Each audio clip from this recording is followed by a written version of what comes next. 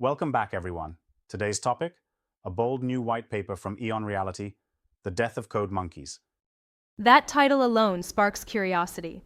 It's not just provocative, it's a deep dive into how EON's 25-year journey in VR unintentionally predicted how AI would upend the digital economy. Exactly. While others burned billions chasing tech trends, EON focused on solving real problems with lean operations.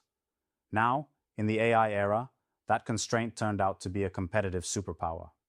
One standout takeaway is the 1,000-agent company model, using AI agents instead of hiring massive teams.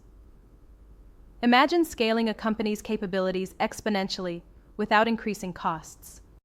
And the reversal in Silicon Valley is stunning. For decades, execution ruled. Now, creative vision, the so-called idea guys, are driving value while AI handles the grunt work. If you've ever felt undervalued because you had ideas but not code, this paper might just validate your entire career trajectory.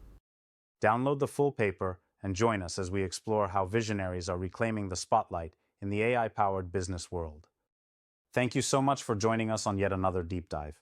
And remember, keep learning, keep exploring, and keep diving deep, everyone.